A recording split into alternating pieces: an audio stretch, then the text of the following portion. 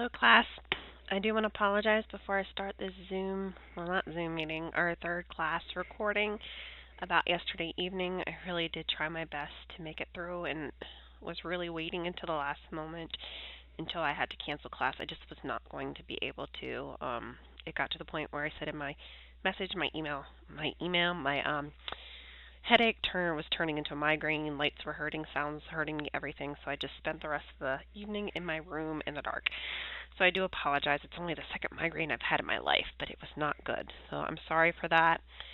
For your makeup assignment, you are to review this recording and complete the alternative assignment. I'm going to give you until Wednesday of next week, which is February 26th by midnight, to complete this makeup assignment, giving you a few more days since I was the one who wasn't able to meet yesterday evening. All right, let's move forward to Zoom class number 3. Okay. So what I like to start out with this class is just to see how things are going, to review the critique of the qualitative research article. It's very similar to the quantitative review that you completed in the previous week. Most everyone did very well on that, so make sure that you review the feedback that I provided. In addition, make sure that it aligns with the rubric. There were some questions about the APA/writing component that was at the very bottom, which was 5 points. So the assignment description it's kind of conflicting, and I've actually reached out to the course manager. The assignment description denotes that you do not need to write in APA formatting. However, then it says to use those different sections of the paper as headings. So that kind of is conflicting. What I suggest is that you do review the APA heading style and to use the headings for those sections, but just make sure to reformat any sort of questions from the assignment into more of a topic that you would see in a paper. If I dinged anyone for APA in writing and you felt that the APA part was inappropriate, please reach out to me. Usually it was very minimal points that I deducted, and usually it was more for the writing than any sort of APA suggestions. But overall, everyone did pretty well on that. Next week, we have your literature review final draft due. Please connect with me if you have any questions. I'm hopeful that the feedback that I provided on the first part 2 of the literature review was helpful. Some folks still struggled, I think, in working to understand the 2 sections of synthesis of the articles and summary of the articles. Those happen concurrently, so you don't want to see the synthesis, where you're integrating the articles, a section on that, and then a second section on the summary of the articles, because you are summarizing the information from the articles in your synthesis. I hope that makes sense. If you have questions, let me know, because that was a little bit of a struggle for some folks. Not really a struggle, but you already had the summary and you didn't need to do it again, if that makes sense. Other things that I noted to work towards are transitions between paragraphs, between topics, just to make it flow a little bit more so, and then adhering to APA formatting with the reference page and your in-text citations as well. I think those are the main highlights. At this point, I like to say if you have any questions, to check in right now to let me know. So when you are completing your summary, please write any sort of questions that you have, and I will do my best to answer them. Of course, you can ask me questions at any time. At this point in the class, and you can write this in your reflections, I want to know how things are going. What has stood out to you in the last few weeks? Has there been certain things that stood out to you as you were reading your readings, as you were diving in the research, as you were completing your assignments? Let me know how things are going, and if there's anything that stood out to you.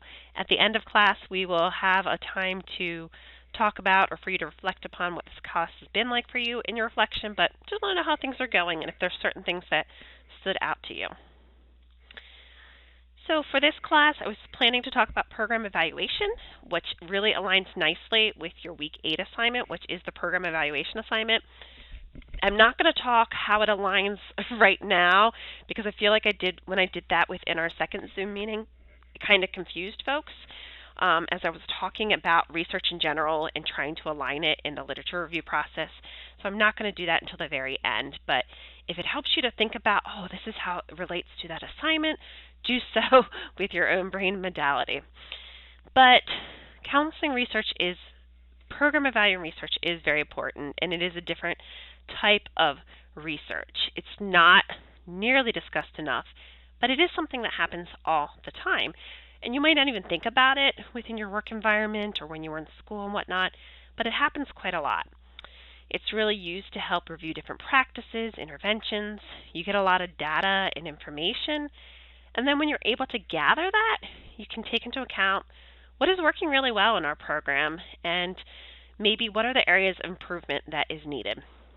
Students have told me before, and I think I do ask this on another slide, um, sometimes they found program evaluation not to be super helpful because they've seen it at their job sites and it has been completed more as a thing to do, but not really to say what do we need to make changes or improvements on within our program.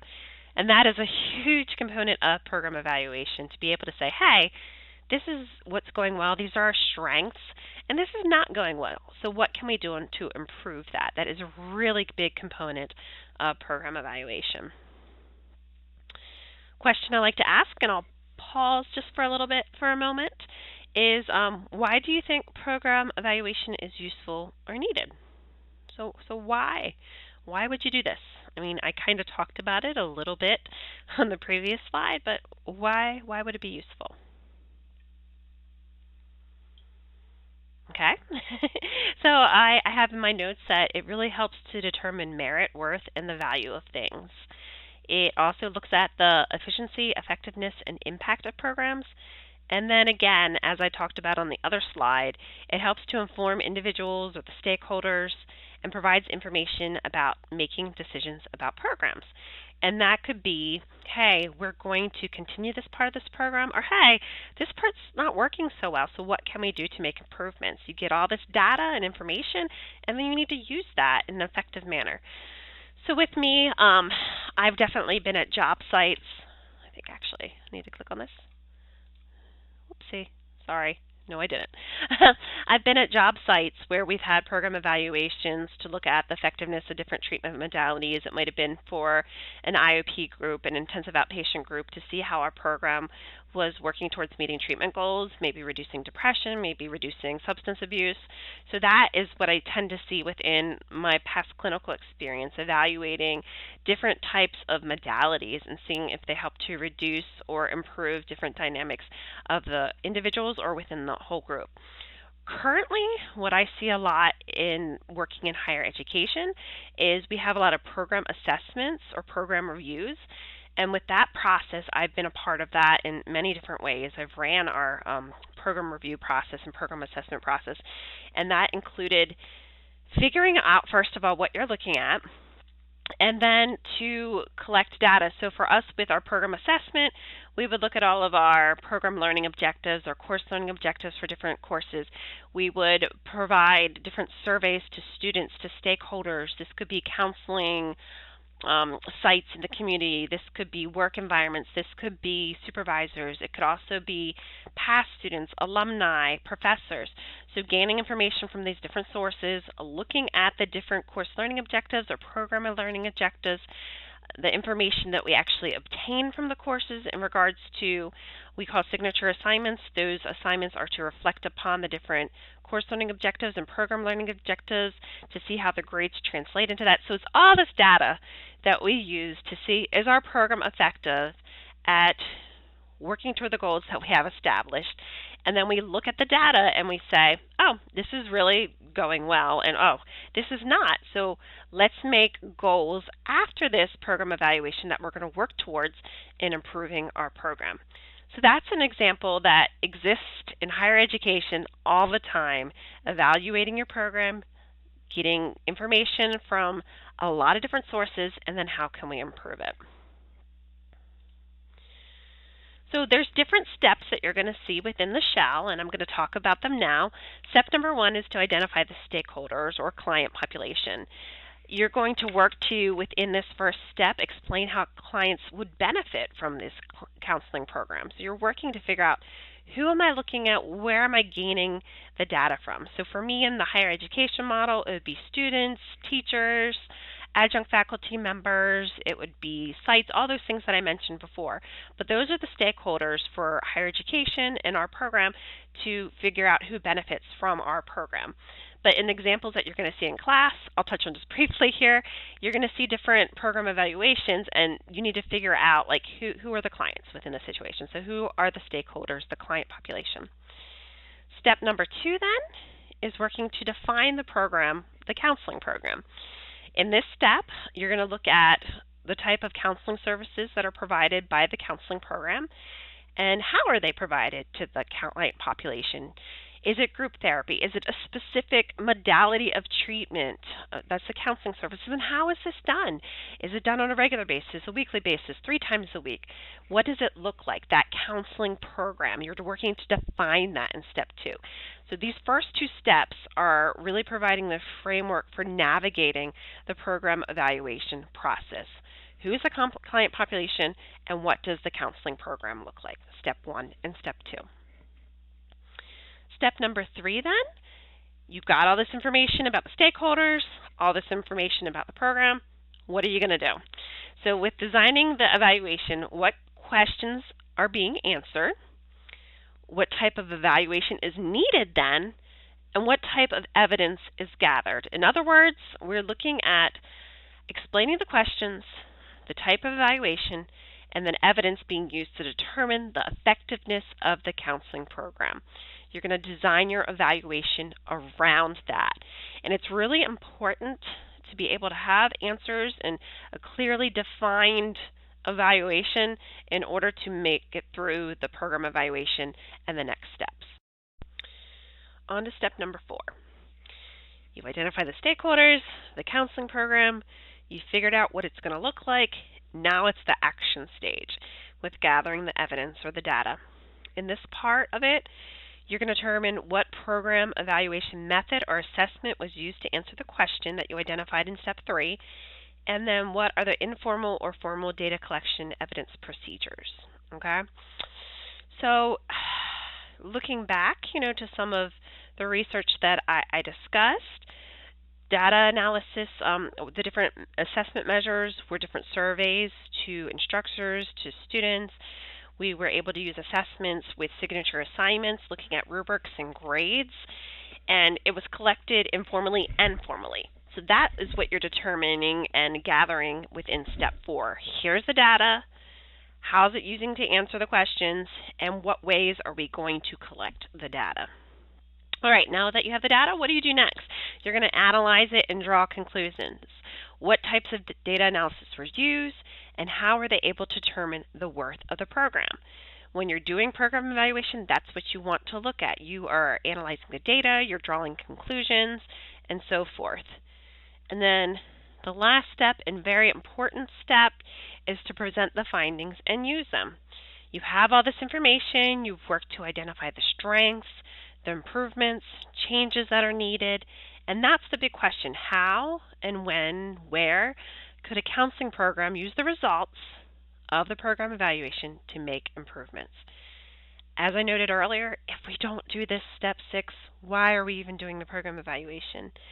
And I would say if you're any sort of work sites that's doing program evaluation and they're not doing this last step, it's really important to lean into that and figure out how we can make improvements. Because when we're making improvements, overall, we are helping to improve the quality of treatment of our clients. So that is very important. And there's always improvements that are needed because there's always new treatment modalities, always new information that is coming out in society and culture and whatnot that we need to adapt and change these different interventions. All right, I'm going to pull over the program evaluation assignment for you to see so we can talk about how this is really connected to everything that I just reviewed within program evaluation. So to kind of get to the nitty-gritty of this assignment, you are going to choose one of these 4 articles, and they are all program evaluations to complete, okay? You can see there's some notations there as to what the different articles are focused on.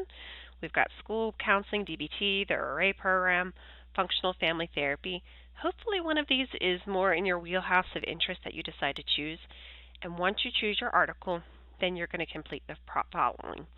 You can see the 6-step model that I just talked about is identified below, and there's another support here. For your paper then, and it is noted down here, it should be 3 pages in length, and you're going to see the rubric has the different steps involved in it, and then APA and writing style. You can click on and see the different questions that are going to be asked. That's also up here. But you're going to look at the program evaluation article and answer the following questions in the 6 steps. So first, after you review the article that you chose, identify the stakeholders. So who are the stakeholders and how would they benefit from the counseling program? Second, what is the counseling program? What are the type of services provided and how are they being provided? You're going to gain this straight from the article. Step 3, you are not designing the intervention. The intervention has already occurred, but what questions being answered, what type of evaluation was used, what type of evidence is gathered, and then I have down there, in other words, explain the question, the type of evaluation, and the evidence being used to determine the effectiveness of the counseling program. Again, you're not designing anything. It's already been done, but you're exploring what has been done. Step 4, gathering the evidence. What program evaluation method was used to answer the questions in step 3? And what kind of data collection procedures were used, informal and formal. So what did they do? What did you find in that study?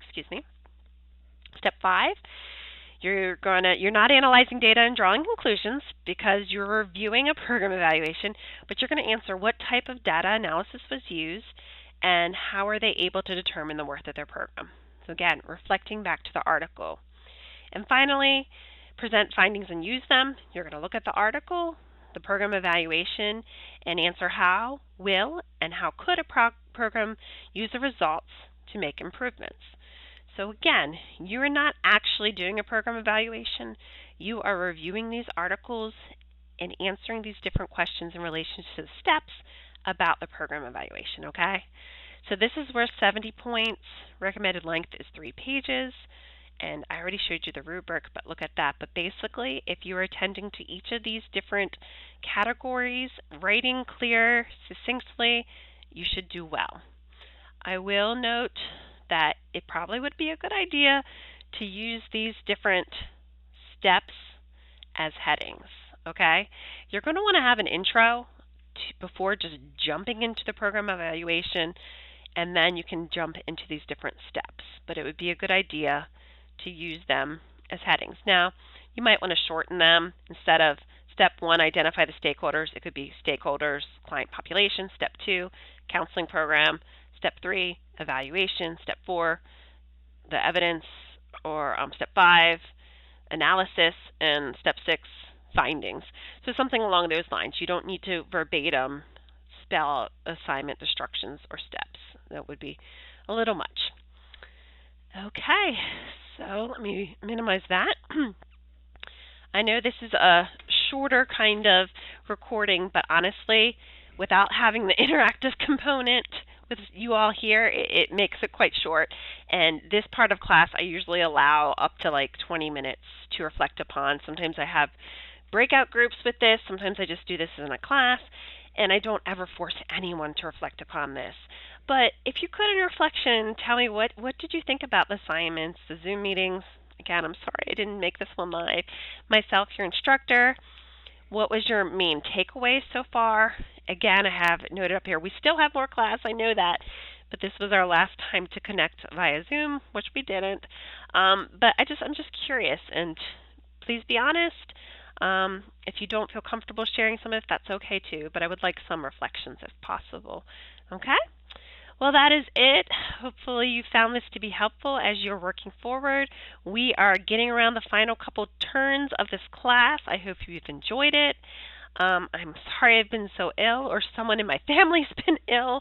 I swear 2025 has been a rough start for the Good household, but I'm hoping, I'm praying that things get better, and I cannot wait for spring. I am not a cold person in the slightest. I am looking forward to spring. All right, reach out as you need if you have any questions about anything, and I hope you're doing well. Thank you.